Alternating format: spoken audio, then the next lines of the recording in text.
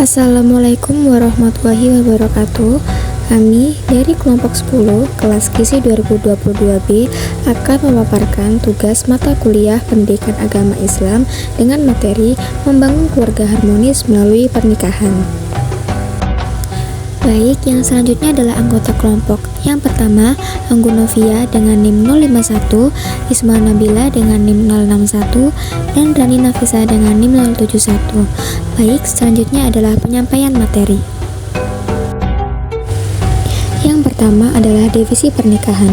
Pernikahan memiliki kata dasar nikah yang memiliki arti ikatan akad perkawinan yang dilakukan sesuai dengan kebutuhan hukum dan ajaran agama. Secara etimologi, nikah berasal dari bahasa Arab yang memiliki arti sama dengan kata al-zumu dan al-jam'u yang berarti mengumpulkan. Definisi nikah secara terminologi adalah akad yang memuat diperbolehkannya hubungan dengan lafaz nikah atau taswij. Definisi lain dari nikah adalah akad yang digunakan secara syara dengan tujuan memberikan hak istimta atau bernikmat-nikmat, yakni seorang laki-laki terhadap perempuan, atau halalnya istimta perempuan terhadap laki-laki secara sengaja berdasarkan cara yang diperkenankan syariat.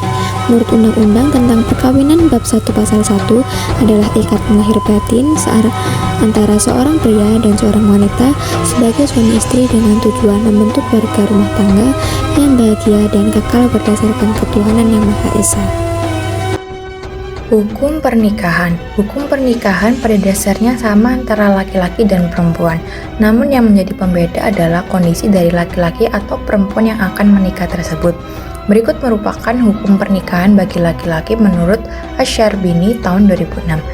Hukum pernikahan bagi laki-laki yang pertama yaitu sunnah, yaitu dengan kondisi apabila laki-laki tersebut butuh untuk menikah, juga memiliki biaya, tidak mengidap penyakit seksual atau sejenisnya, serta tidak dalam kondisi sibuk beribadah. Yang kedua yaitu apabila laki-laki tersebut tidak butuh menikah namun dia memiliki biaya serta tidak sedang sibuk beribadah.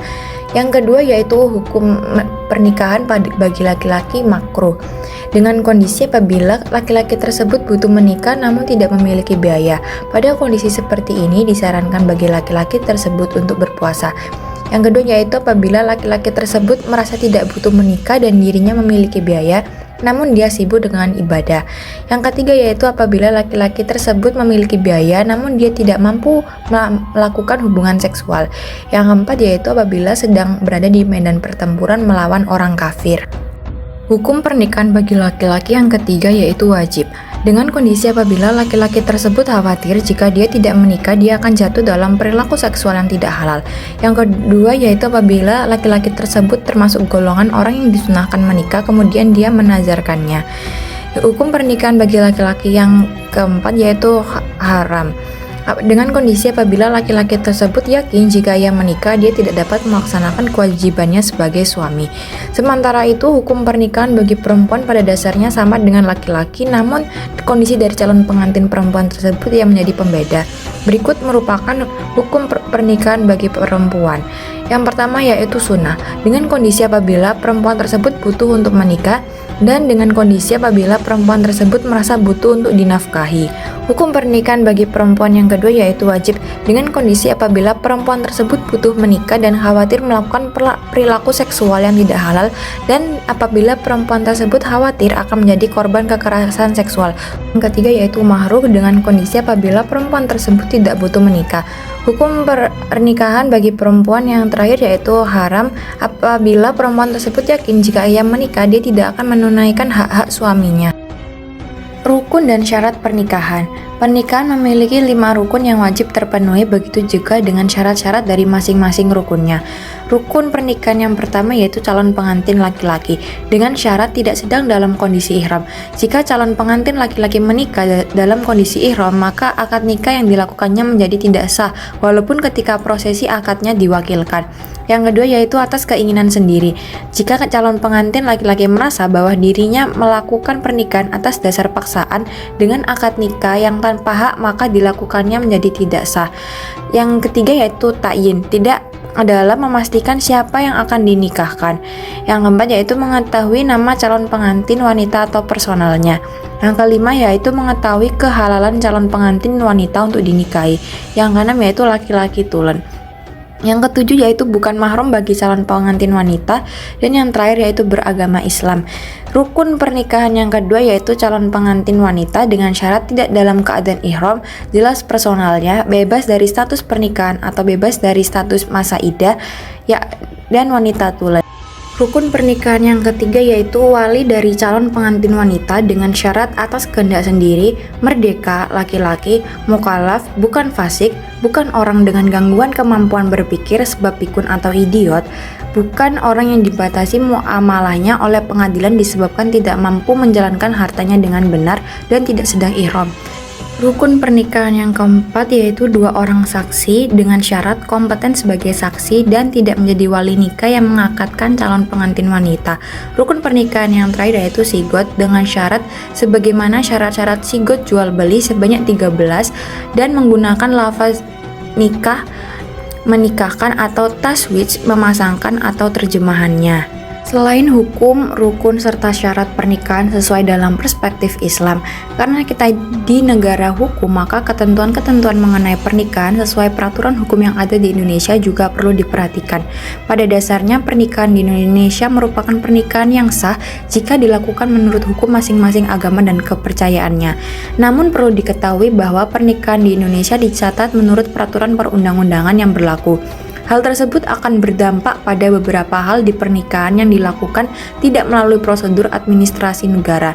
Dalam UU Perkawinan dijelaskan bahwa syarat perkawinan ialah sebagai berikut. Pertama, perkawinan dilaksanakan harus berdasarkan persetujuan kedua calon pengantin. Kedua, perkawinan seseorang yang berusia kurang dari 21 tahun hanya dapat berlangsung atas seizin orang tua. Mengenai izin orang tua yang dimaksud pada syarat kedua perkawinan menurut UU Perkawinan Nomor 1 Tahun 1974. Dijelaskan pula di dalamnya mengenai ketentuan izin tersebut apabila terdapat kondisi yang menghalangi calon pengantin dapat melangsungkan pernikahannya. Prinsip dalam membangun rumah tangga harmonis. Untuk mewujudkan keluarga harmonis, perlu diketahui terlebih dahulu apa saja prinsip seorang suami dan prinsip seorang istri dalam berumah tangga. Yang pertama, prinsip suami dalam membangun rumah tangga harmonis. Memberikan nafkah atas istri, memberikan istri pakaian dan menjaga hak-hak istri, serta membimbingnya melaksanakan tugas-tugas agama. Memerintahkan istri untuk melaksanakan kewajiban-kewajibannya dalam melaksanakan perintah Allah, serta menjauhi larangan-larangan Allah, sebagaimana terdapat dalam firman Allah, walahunna mislul lazi alaihinna bil ma'ruf, yang artinya mereka, para perempuan, mempunyai hak seimbang dengan kewajibannya menurut cara yang patut. Quran Surat Al-Baqarah ayat 228. Baiknya suami tidak menyerahkan urusannya kepada istri dan memberinya wewenang atasnya serta hartanya. Jika seorang suami memiliki 2 istri atau lebih, maka suami wajib untuk berlaku adil terhadap istri-istrinya. Mudah memaafkan istrinya dalam beberapa hal. Yang kedua, pada dasarnya istri memiliki kewajiban untuk memenuhi hak-hak suami. Jika hak-hak tersebut tidak terlaksanakan, maka istri berdosa besar. Namun, prinsip istri dalam membangun rumah tangga harmonis dijelaskan sebagaimana berikut. Taat kepada suaminya dan meninggalkan larangan-larangannya. Tidak mengizinkan seorang memasuki rumahnya, tidak bersedekah dari harta suaminya, tidak keluar dari rumah tanpa seizin suaminya, tidak boleh menolak ajakan suaminya untuk berhubungan badan jika ada halangan yang syar'i. Ragam pernikahan. Yang pertama, nikah beda agama. Nikah beda agama merupakan pernikahan yang dilakukan dengan salah satu calon pengantin berbeda agamanya dengan yang lainnya. Pernikahan beda agama ini mulai banyak terjadi di Indonesia. Bahkan, data yang ada tercatat sejumlah 1.425 pasangan beda agama telah menikah di Indonesia. Ini perlu kita kaji bersama. Al-Quran sebagai pedoman utama umat muslim telah jelas melarang untuk menikahi orang musyrik sampai orang tersebut beriman. Majelis Ulama Indonesia atau MUI pada tahun 2005 telah mengeluarkan fatwa dan diperkuat kembali oleh tanggapan Komisi Fatwa MUI Jatim pada tahun 2022 bahwa perkawinan beda agama hukumnya adalah haram dan tidak sah. Yang kedua, nikah siri. Nikah siri merupakan pernikahan yang dilaksanakan secara sembunyi-sembunyi atau rahasia. Namun, akhir ini di Indonesia, arti pernikahan siri merupakan pernikahan yang dilaksanakan sesuai dengan rukun dan syarat pernikahan dalam agama yang dianutnya, namun tidak dilaksanakan di depan pegawai pencatat nikah dengan pernikahan tersebut tidak memiliki akta nikah. Pernikahan siri juga banyak terjadi di Indonesia dengan berbagai alasan yang melatar belakanginya. Menyikapi hal ini, Majelis Ulama Indonesia atau MUI telah mengeluarkan fatwa bahwa nikah siri hukumnya sah karena sudah terpenuhi rukun dan syarat nikah. Namun, hukum nikah siri adalah berubah menjadi haram jika terdapat madarat di dalamnya. Untuk mencegah madarat tersebut terjadi di kemudian hari, maka pernikahan harus dicatatkan secara resmi di instansi yang berwenang. Yang ketiga, nikah mut'ah. Nikah mut'ah berarti seorang lelaki menikahi seorang wanita dengan memberikan sejumlah harta tertentu dalam waktu tertentu. Terdapat perbedaan pendapat mengenai hukum nikah mut'ah. Seperti pada contoh, jika wali nikahnya mengatakan, "Aku nikahkan kamu dengan anak perempuanku selama sebulan, atau setahun, atau sehari, atau sampai akhir musim ini," atau dengan kata sejenisnya. Mayoritas ulama fiqh baik dari kalangan sahabat, tabi'in, seluruh fuqaha dari berbagai mazhab fiqh maupun mengikut mereka dari golongan Hanafiyah, Malikiyah, Syafi'iyah, Hanabilah, Zahiriyah, dan Sa'idiyah berpendapat bahwa akad nikah seperti pada contoh di atas adalah batal. Adapun Syiah Imamiyah berpendapat bahwa nikah mut'ah hukumnya boleh. Pendapat tersebut juga mereka riwayatkan dari sebagian sahabat Nabi seperti Abdullah bin Abbas dan dari sekelompok ulama dari kalangan tabi'in. Syiah Imamiyah memandang akad nikah mut'ah dapat sah apabila disertai dengan sighah, mahar yang diperkirakan sesuai dengan nominal yang dapat disetujui oleh kedua pihak, dan penyebutan tempo waktu yang disetujui kedua belah pihak. Apabila telah terlaksana, maka dapat diklaim darinya nasab bagi anak yang terlahir dari nikah mut'ah tersebut. Begitu juga hak waris antara orang tua dengan anak atau sebaliknya. Dalam akad nikah mut'ah tidak dikenal yang namanya talak ataupun li'an. Begitu pula hak waris antara suami dan istri atau sebaliknya.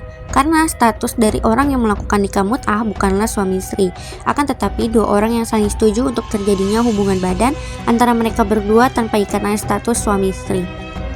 Jumlah masa iddah pasca nikah mut'ah adalah 2 kali haid apabila masih dapat mengalaminya, atau 40 hari bagi yang sudah tidak mengalami haid.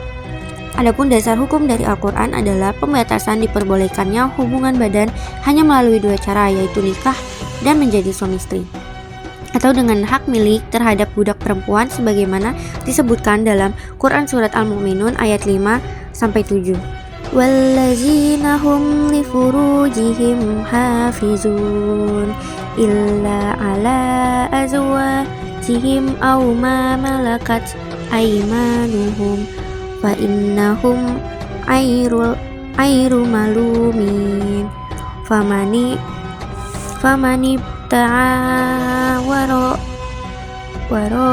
azalika faulaika humul adun, yang artinya, dan orang-orang yang menjaga kemaluannya kecuali terhadap istri-istri mereka atau hamba sahaya yang mereka miliki. Maka siapa yang mencari pelampiasan syahwat selain itu, mereka itulah orang-orang yang melampaui batas. Yang keempat, poligami. Poligami merupakan pernikahan di mana di dalamnya seorang suami memiliki istri lebih dari satu. Untuk mengetahui bagaimana poligami menurut perspektif Al-Quran, pada dasarnya Islam memperbolehkan seorang suami memiliki istri lebih dari satu, seperti yang tertera pada Quran Surat An-Nisa ayat 3. Namun, dasar pembolehan poligami ini sebaiknya tidak disalahartikan atau disalahgunakan oleh para pria. Ayat tersebut menjelaskan pembolehan melaksanakan poligami jika suami dapat berlaku adil kepada istri-istrinya. Jika hal tersebut tetap dilanggar, maka akan berdampak pada perbuatan zalim yang dilakukan oleh pihak suami kepada istrinya, karena hak istrinya tidak dapat dipenuhi. Berikut adalah daftar referensi yang kelompok kami gunakan. Baik, sekian materi yang dapat kelompok kami sampaikan. Kurang lebihnya mohon maaf. Terima kasih. Wassalamualaikum warahmatullahi wabarakatuh.